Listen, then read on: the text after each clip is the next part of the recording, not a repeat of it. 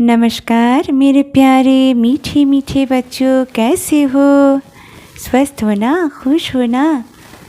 आज बहुत दिनों बाद हम आए फिर से आपके पास आपको कहानी सुनाने। तो बच्चों, पर सबसे पहले स्टोरी टाइम विथ मामनी इस चैनल में आपका स्वागत करते हैं। आ जाओ बच्चों, हम आपको रामायण कथा सुना रहे थे, बीच में छोड़ दिए थे। तो बच्चों, हम आने वाले दिनों में आपको रामायण कथा की आगे की कहानी सुना देंगे और आज दूसरी कहानी सुनाते हैं। तो बच्चों ध्यान से सुनो। बहुत पहले की बात है, पंजाब में राजा रणजीत सिंह राज्य करते थे। वे अपनी प्रजा के सुख का बड़ा ही ध्यान रखते थे, बहुत अच्छे राजा थे। एक दिन क्या हुआ बच्चों, एक दिन राजा रणजीत सिंह अपने सैनिकों के साथ एक गांव के पास से गुजर रहे थे। वे काफ़ी थक गए थे, तो उन्होंने आम का घना पेड़ देखकर वे रुक गए और सिपाहियों से कहा कि वे थोड़ी देर वहां आराम करेंगे। तो रणजीत सिंह पेड़ के नीचे आंखें बंद करके आराम करने लगे। तभी एक पत्थर का ढेला आकर उनके सिर पर लगा। रंजीत सिंह तो उठ बैठे। उनके सिपाही तो गुस्से में इधर उधर दौड़ पड़े। किसने राजा को ढेला मारा? इतना दुस्साहस किसका हुआ? अरे बाप रे!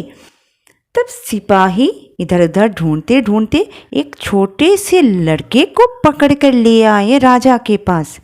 तब एक सिपाही ने महाराज से कहा कि महाराज, इस लड़के ने आपको ढेला मारा है। तो राजा रणजीत सिंह को बड़ा आश्चर्य हुआ। उन्होंने लड़के से पूछा, बच्ची, मैंने तुम्हारा क्या बिगाड़ा है? तुमने मुझे एक पत्थर क्यों मारा? तब बालक तो बहुत डर गया था। वो डरते डरते बोला, महाराज, मैंने आपको ढेला नहीं मारा था। मैं तो आम तोड़ने के लिए पेड़ पर ढेला मार रहा था। मैंने तो आपको देखा ही नहीं था। गलती से ढेला आपको लग गया। तब सिपाही क्रोध में आकर बोला कि ये झूठ बोल रहा है महाराज, इस शरारती लड़के को सजा दीजिए। तब रणजीत सिंह जब राजा थे, वे मुस्कुराते हुए बोले, नहीं नहीं, इस बच्चे का कोई दोष नहीं। ज़रा सोचो तो, एक पेड़ भी ढेला मारने पर लोगों को खाने के लिए आम देता है, तो क्या मैं एक राजा होकर ढेला मारने के बदले में बच्चे को सज़ा दूंगा? आप बच्चे को छोड़ दो और इसको 2 टोकरी आम तोड़ कर दे दो। रणजीत सिंह ने बालक को अपने पास बुलाया और प्यार से उसके सिर पर हाथ फेरते हुए कहा कि बेटा, ढेला मारने से पहले देख लेना चाहिए कि पेड़ के आसपास कोई है तो नहीं। आगे ऐसा नहीं करोगे ना बेटा? बच्चे ने कहा। बालक ने सिर झुकाकर उनकी बात मान ली और कहा, जी महाराज, मुझसे गलती हो गई और आगे ऐसा नहीं होगा। और खुशी से आम लेकर वहाँ से चला गया। तो बच्चों, इस कहानी से हमें क्या सीख मिलती है बोलो तो? किसी के कर्मों की सज़ा देकर कोई महान नहीं बनता। कोई व्यक्ति महान तब बनता है जब वो किसी की गलती को माफ़ कर देता है। इसीलिए गलती करने वाले से माफ़ करने वाला हमेशा बड़ा होता है।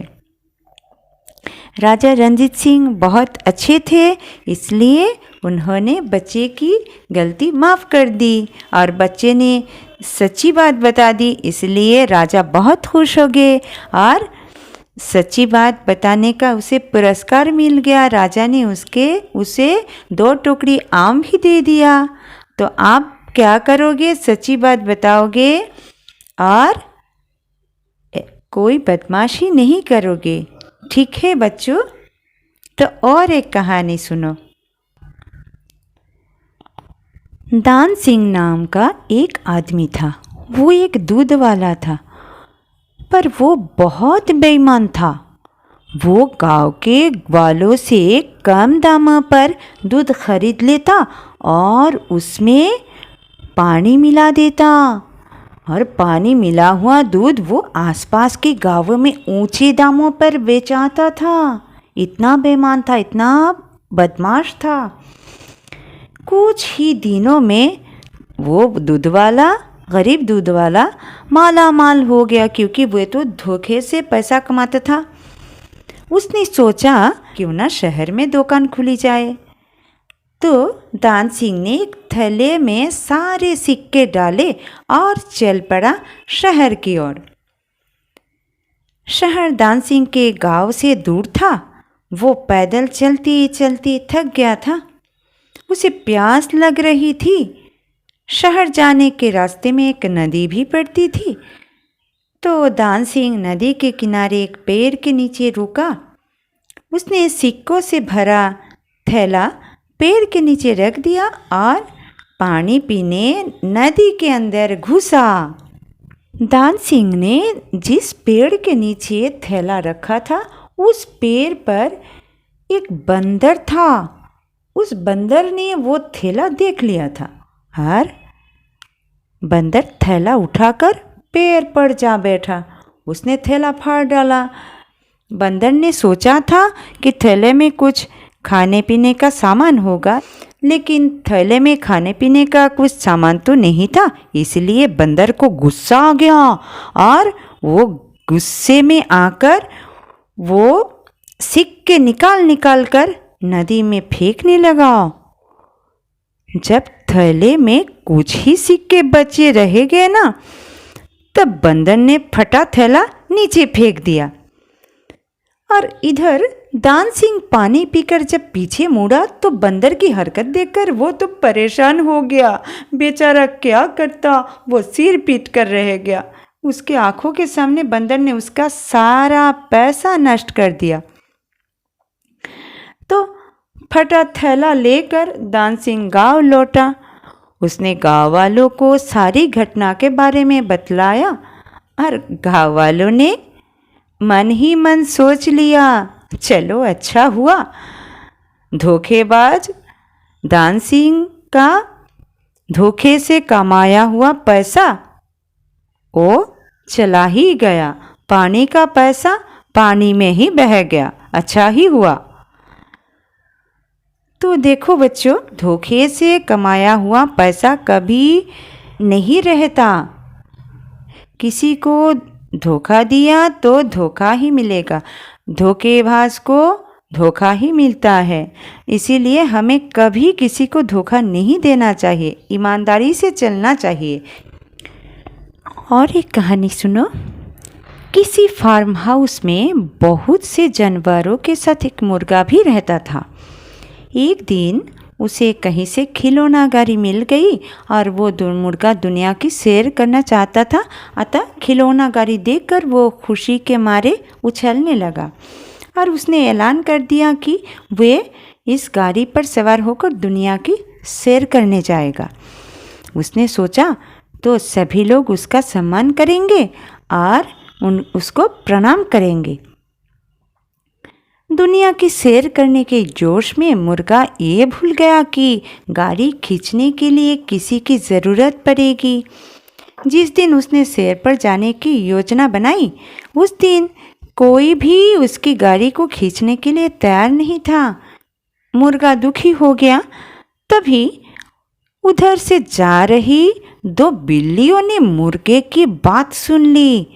उन्होंने कहा कि वो दोनों उसके लिए ये काम कर सकती है। बिल्लियाँ मुर्गे से बोली, तुम जहाँ कहोगे हम गाड़ी को वही ले चलेंगे, हमें बहुत ताकतवर है और हमें सारे रास्ते भी मालूम है, चलो हम ही ले चलते हैं तुम्हें।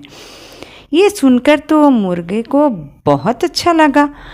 अच्छा, फिर अगले ही दिन उसने अपनी यात्रा शुरू करने का फैसला कर लिया। तभी मुर्गे के जो पड़ोस में और भी मुर्गियाँ रहते थे, तभी एक मुर्गी वहाँ आई और उसने मुर्गा को चेतावनी दी कि दोस्त नहीं जाना, ये बिल्ली हमारे दोस्त नहीं हो सकती। प्यारे मुर्गे, तुम नहीं जाना, तुम यही सुरक्षित रह सकते हो।